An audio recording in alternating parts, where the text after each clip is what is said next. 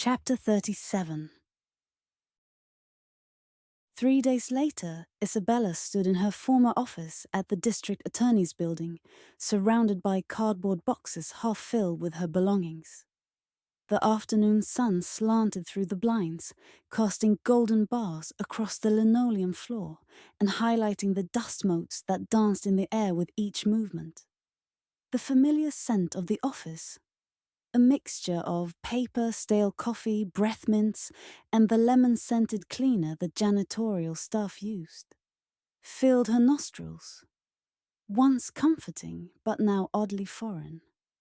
Her fingers trailed across the polished wood of her desk, the one she'd fought for when she'd first been promoted, insisting on the same quality furniture as her male colleagues rather than the smaller desk initially allocated to her.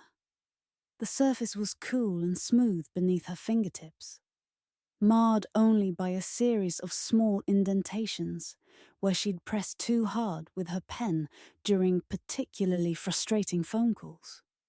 The space felt smaller and more confining than she remembered.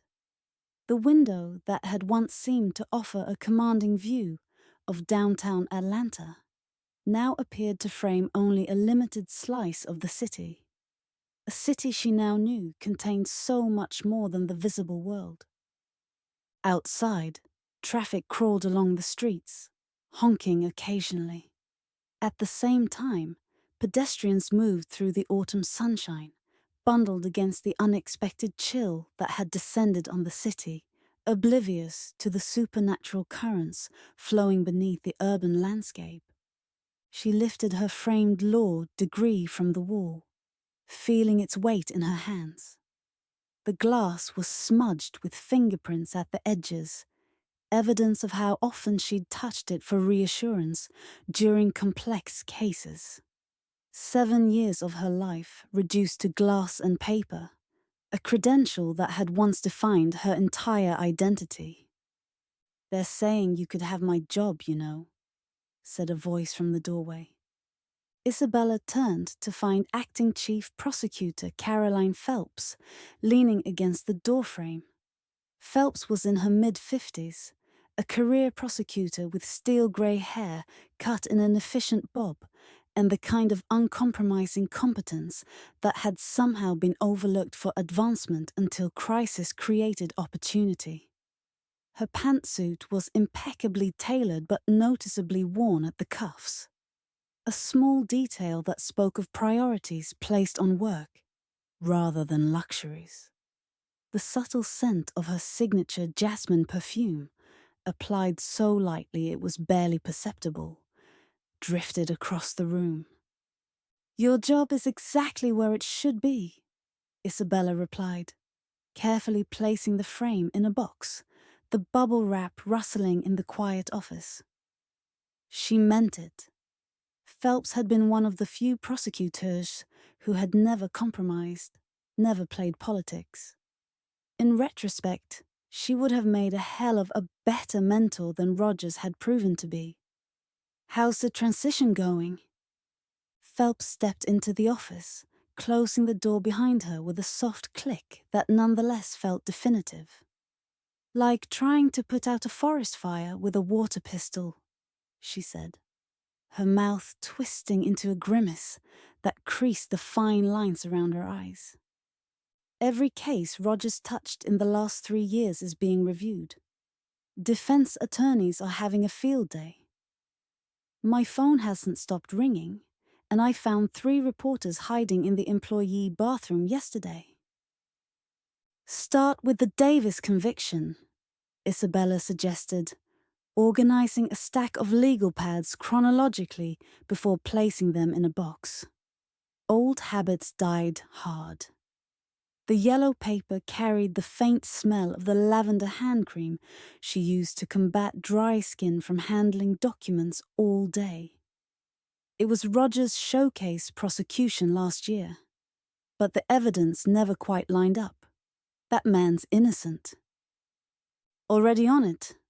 Phelps nodded, her shrewd eyes missing nothing as they scanned Isabella's face. The corner of her desk creaked as she perched on it, drawing attention to the silence that otherwise filled the room, broken only by distant phone rings and muffled conversations from the bullpen outside. Your notes have been invaluable, which brings me to my actual reason for coming here. She straightened her posture, shoulders squaring as she became more formal. Isabella, I'm officially offering you your position back. Not just back. I want you as Chief Assistant DA.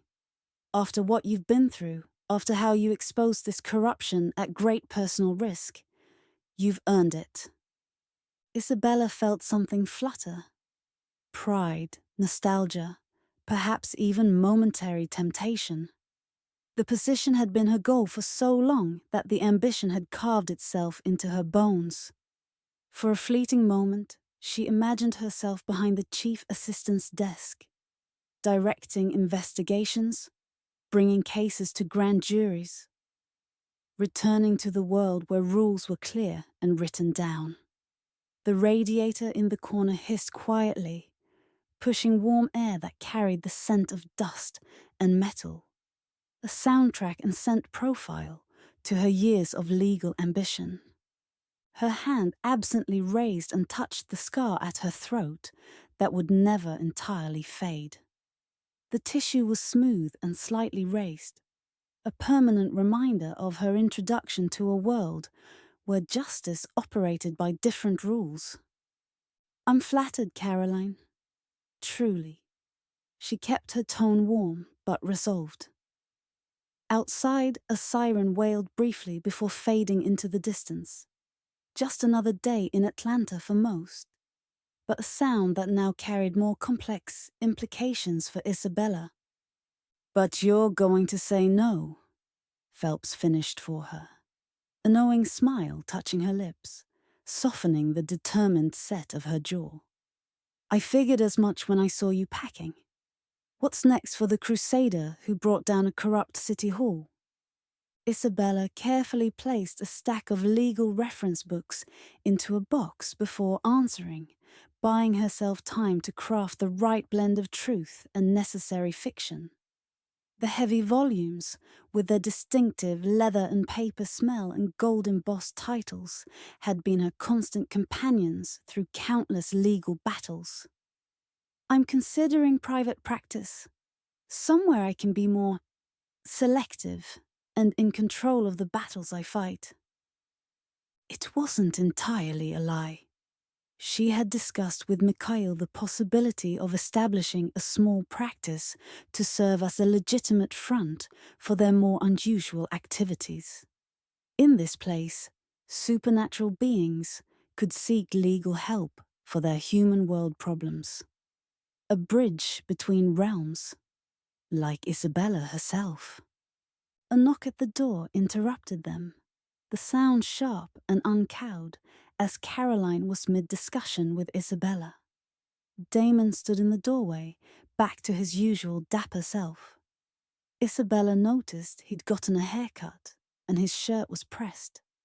The faint scent of the pack's sanctuary, earth, stone, and that distinctive werewolf musk, clung subtly to his clothes, detectable only because Isabella had become attuned to it. His eyes flicked between the two women, quickly assessing the atmosphere before deciding what to say. "Sorry to interrupt," he said, not sounding sorry at all. "I've got the car downstairs whenever you're ready, Isabella."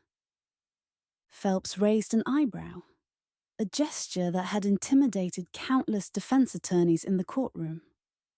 "Loyal assistant to the end, I see. That's rare these days." Damon smiled innocently. "Just doing my job," he replied, though the slight straightening of his shoulders betrayed his pride. He'd come a long way from the nervous intern who'd spilled coffee on Isabella's case notes 3 years ago. Isabella knew he was there on Katerina's instructions to ensure that Isabella didn't spend any more time in the government building than she needed to. The pack remained cautious, despite her and Harper's public vindications. Two of Mikhail's wolves were positioned in the parking garage, another watching the main entrance. A security detail masked as ordinary civilians. Damon has been indispensable, Isabella said, affection warming her voice. She remembered his face when she'd found him in Victor's makeshift cell, bloody but defiant, refusing to give up information about her even under torture. The image of his bruised face in the harsh fluorescent light of that underground room still haunted her. If you're looking for talent, Caroline, you should keep a close eye on him for openings you're trying to fill. Damon's eyes widened slightly in surprise, a flash of conflicted emotion crossing his face before he controlled it. His grip on the door frame tightened momentarily. Is that so? Phelps studied him with new interest, the evaluating gaze of someone constantly assessing potential assets. The fluorescent lights overhead flickered briefly, casting momentary shadows across her face that emphasized the sharp intelligence in her expression. We could use people who weren't part of Roger's inner circle. Stop by my office before you leave today, counselor. I'd love to chat. Damon nodded, his expression carefully neutral, though Isabella could see the pulse jumping in his throat. Phelps turned back to Isabella. Her hand briefly squeezed Isabella's shoulder, the contact brief but warm. Don't be a stranger, Santos. Whatever path you choose, you've earned my respect, and I'm not easy to impress. There was genuine warmth behind the brisk statement, and Isabella felt a moment of connection. Perhaps Phelps could have been the role model Rogers had failed to be in another life. After Phelps left, her footsteps fading down the hallway with the same brisk efficiency that characterized everything she did, Damon closed the door and turned to Isabella with an incredulous expression, dropping the professional demeanor like a discarded coat. Did you just set me up for a promotion? Isabella continued packing files into a box, her movements efficient. The folders made soft whooshing sounds as they slid against each other, a quiet soundtrack to the dismantling of her former life. Do you want it? Because if you'd rather stay with me, there's certainly a place for you. But I thought you might want the option. She looked up at him directly. After everything you've been through, you deserve choices, Damon. I do. Damon hesitated, conflict evident in how he shifted his weight, fingers fidgeting with his tie, the silk making a soft rustling sound. A police siren wailed briefly outside, muffled by the thick windows. Part of me wants to run screaming from this building and never look back, but another part wants to fight from the inside. Isabella finished for him, recognizing the same internal struggle she'd faced. The heavy stapler made a satisfying thunk as she dropped it into a box. She couldn't remember if she'd bought the thing or not, but she figured she could consider it her going-away gift if she hadn't. I get it, and we could use someone who knows what's happening in Atlanta. Understanding dawned in his eyes, and his shoulders straightened as he grasped the strategic implication. You're building your network. You're placing people in strategic positions. Maybe, Isabella admitted. Or maybe I just think you'd be good at this job. You have both talent and integrity, Damon. That combination is rare in this building. She paused her packing to look at him directly, allowing her professional mask to drop momentarily. But it has to be your choice. The pack will protect you either way. Damon leaned against the desk, arms crossed over his chest, miming Mikhail's stance when considering options. Isabella wondered if he realized how much body language he'd absorbed from the werewolves already. What about you? Are you giving all this up? He gestured around the office, at the certificates and awards Isabella had yet to pack, the glass frames catching the afternoon sunlight and casting small rainbows across the walls. You fought for years to get here. Isabella picked up a small crystal paperweight, an award for her first major conviction. The light caught in its facets, fracturing into rainbow patterns on the wall. She remembered the case vividly. A domestic abuser who had nearly killed his wife. Her first real taste of justice served. The crystal was cool and heavy in her palm, solid like her former convictions about justice.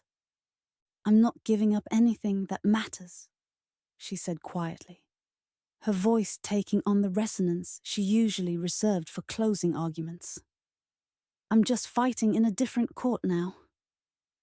The truth is, she continued, setting the paperweight in a box with deliberate care, the soft thud as it settled into the bubble wrap punctuating her words. I believed in this system with my whole heart. I thought justice was simple. Laws, evidence, verdicts. She shook her head, a strand of dark hair falling across her face. But now I know there are depths to justice this system can never reach. Because of the werewolves? Damon asked, keeping his voice low despite the closed door. His eyes darted briefly to the window as if expecting to find listeners. The heating vent above them rattled briefly, the metallic sound emphasizing the conspiratorial nature of their conversation. Because of everything they represent, Isabella corrected, tucking the strand of hair behind her ear. A world of complexity beyond what we're taught to see. Think about it. How many cases passed through my hands that might have had supernatural explanations? How many people did I prosecute or defend without understanding the full context of their actions? She closed the box and sealed it with tape, the sharp ripping sound punctuating her thoughts. The adhesive smell mixed with the cardboard scent, creating the distinctive aroma of transition and change. I can do more good now, straddling both worlds. The law still matters. It's not my only tool anymore. Damon nodded slowly, thoughtfully chewing his lower lip. I think I'll talk to Phelps. If I'm going to be your inside man, I should probably do what I can to be close to the real action. His expression turned serious, eyes meeting hers directly. But you must promise to keep me involved in the real work too. I didn't survive being kidnapped by a psychotic werewolf just to be relegated to sending you court updates. Isabella smiled, feeling a surge of affection for her assistant. Deal. Mikhail already considers you pack adjacent anyway. Is that a real term? Damon asked. Eyebrows rising, his tie sliding through his fingers as he fidgeted. It is now, she replied, taping up another box with practiced efficiency. Can you help me carry these down? As they gathered the remaining boxes, the tape gun made satisfying ker-chunks. As Isabella sealed the last container, a junior associate poked her head in the door. Emily Wells was ambitious, brilliant, and too honest for her own good. In an office that had normalized corruption, her silk blouse rustled softly as she leaned into the doorway, the faint scent of her green tea shampoo wafting into the room.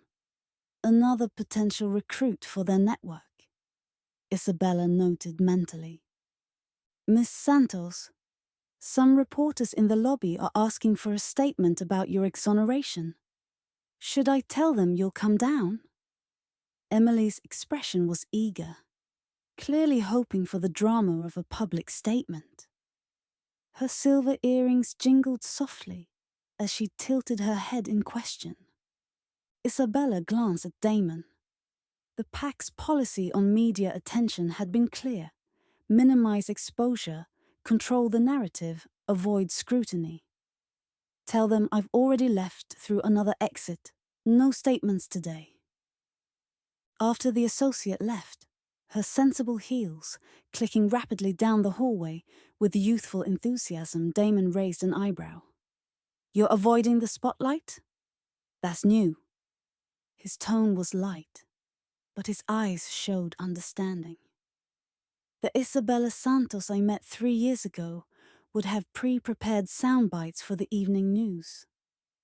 The Isabella Santos you met 3 years ago didn't know about a whole lot of things, she replied quietly, lifting a box. The cardboard edges dug into her palms, a slight discomfort that grounded her in the present moment. She lowered her voice even further. The spotlight isn't a good place for me anymore. The less attention I draw, the better for everyone. They made their way through the office, Isabella feeling the stares of her former colleagues. The open floor plan offered no privacy. Every cubicle and desk was visible, and the low murmur of conversations faltered as they passed.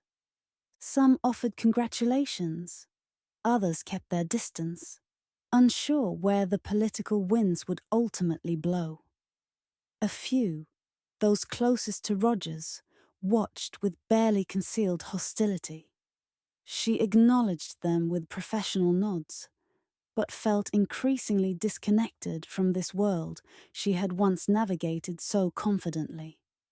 The smell of burnt coffee from the break room, the whir of photocopiers, the quiet click of keyboards, all the familiar sensory background of her former life continued unimpacted by her departure. At the elevator, they encountered Harper, leaning against the wall with a feigned casualness that didn't match his watchful expression. His detective's eyes missed nothing, scanning the hallway continuously. The silver streaks in his hair seemed more pronounced, a testament to the stresses of recent weeks. The faint scent of gun oil and antiseptic clung to him. "Thought I'd provide an escort," he said by way of greeting, pushing himself upright with a suppressed wince. "There's been some unusual activity around the building today." "Define unusual," Isabella said quietly as they entered the elevator, her mindset shifting from former prosecutor to pack strategist. The elevator door slid shut, enclosing them in the small metal box that smelled faintly of furniture polish and too many bodies. Harper waited for the doors to close before answering. The elevator descended, the subtle G-force pulling at Isabella's stomach. 3 individuals with elevated body temperatures, according to the thermal imaging that Mikhail's security team set up. They're maintaining positions around the building perimeter, rotating in a standard surveillance pattern every 30 minutes. "Werewolves?" Damon asked, his voice dropping to a whisper despite the empty elevator.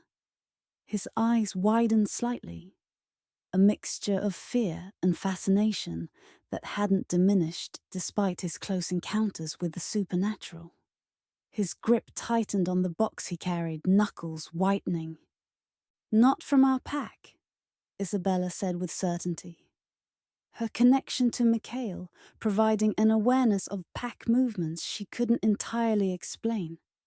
She ran through mental calculations. Enemy werewolves wouldn't risk violating territory without declaration, which means we have visitors. Which means we have visitors who don't feel the need to announce themselves properly, Harper concluded, his hand never straying far from the weapon holstered at his side. The detective had carried special ammunition, normal-looking bullets with silver cores designed by the pack armorer. "I've got my car parked out back, away from the media circus at the front. We'll take that route."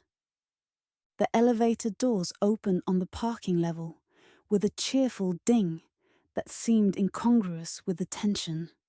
Fluorescent lights buzzed overhead, their harsh glow casting everyone in an unflattering pallor.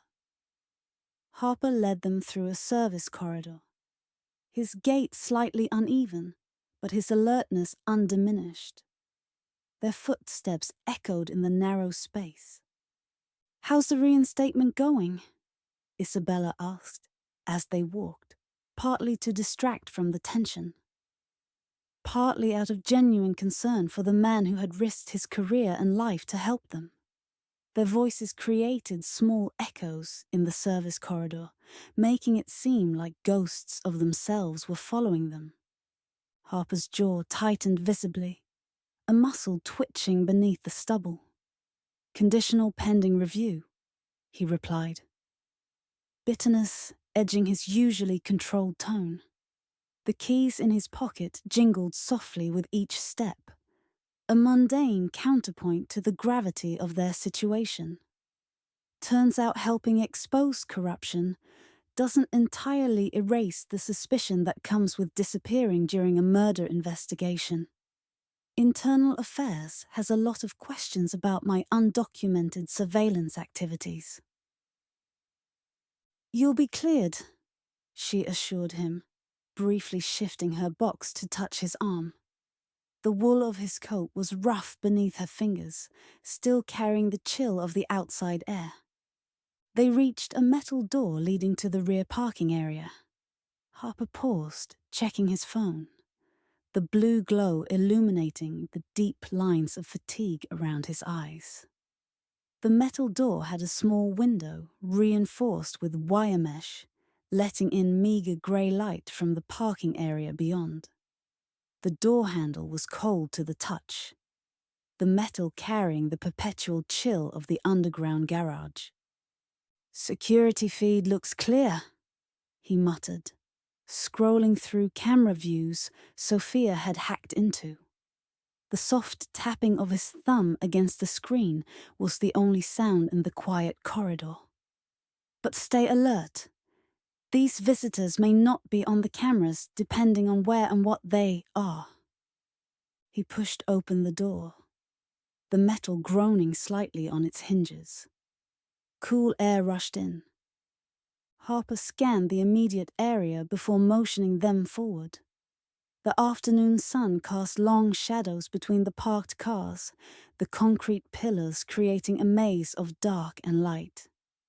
Isabella felt half blind, without Mikhail or other pack members nearby, her senses limited to human capacity after she had become accustomed to their supernatural protection. She inhaled deeply, trying to catch scents like Mikhail had taught her, though her human nose detected only dust and garbage. They were halfway to Harper's sedan when Isabella felt it, a prickling sensation at the back of her neck. The feeling of being watched that she had learned never to ignore while working for the DA. She slowed, casually scanning the parking area, keeping her movements natural. A figure stood motionless between two concrete pillars, partially hidden in shadow. The stance was too still, too predatory to be human. No fidgeting, weight shifts, or blinking. The unnatural patience of a supernatural predator. Though Isabella couldn't see clearly at this distance, she sensed rather than saw the figure's attention fixed on her, like a physical touch against her skin. "Harper," she said quietly, pitching her voice as soft as she could, and still trusting he could hear it. "You're 9 o'clock. Don't make it obvious." To his credit, the detective didn't turn his head. Instead, he used the reflection in a car window to look. His pace remained steady, but his right hand moved imperceptibly closer to his weapon. "I see him. Keep moving toward the car. Don't rush." Damon, carrying 2 boxes, shifted nervously. A bead of sweat trickled down his temple, despite the cool air, briefly catching the fluorescent light before disappearing into his collar. "There's another one by the exit ramp," he whispered, his eyes darting quickly toward the figure before returning to the path ahead. One of his boxes shifted precariously, the contents rattling softly. "I know," Harper replied evenly, his detective's trained observation missing nothing. "Been there since we came through the door. Possibly female, blonde hair, denim jacket." They continued their deliberate pace toward the car. Isabella fought against the instinct to run, knowing it would only trigger pursuit. Instead, she maintained a calm exterior while her mind raced through possibilities. Were these victors remaining allies? Rivals of Mikhail's pack? Or something else entirely? The air seemed to thicken around them, making each step feel weighted. They reached Harper's car without incident, the dark sedan sitting low and nondescript among the government vehicles. As he unlocked it with a soft chirp that seemed too loud in the tense silence, Isabella carefully placed her box in the trunk, using the movement to scan the parking garage again. The trunk lid opened with a hydraulic hiss, the interior smelling of Harper's aftershave and gun oil. The watchers remained in position, not approaching, but not retreating either. "They're not making a move," she observed quietly, closing the trunk with deliberate normalcy. The solid thunk of metal against metal reverberated briefly in the concrete structure. "They're sending a message," Harper replied, his cop's intuition aligning with her assessment. A drop of water fell from a pipe overhead, landing on the car roof with a soft plop that made Damon flinch. "They want you to know they can find you, even here." "Any idea who they work for?" she asked, quietly, not looking at him. "None. And I'm not sure I want to know," Harper replied darkly. "I think I prefer run-of-the-mill criminals." As they got into the car, the seats creaked under their weight. Isabella kept her expression neutral, despite the questions multiplying in her mind. She knew not all supernaturals would be happy that a human had joined forces with the local alpha wolf, but no one had yet made that disapproval directly known. There was also the mystery of who had released the other incriminating information focused on City Hall. The pieces were beginning to connect, forming a pattern she didn't yet understand, but was there nonetheless. As Harper drove them out of the garage, the engine's purr echoing in the concrete structure, Isabella finally caught one of the watchers in the rearview mirror. The figure Harper had spotted stepped briefly into the sunlight, revealing a woman with shoulder-length copper-red hair and an assessing gaze that followed their car until they turned onto the street. Something about her posture, the tilt of her head, the predatory alertness, reminded Isabella of Katerina, though this woman's body language seemed far less disciplined.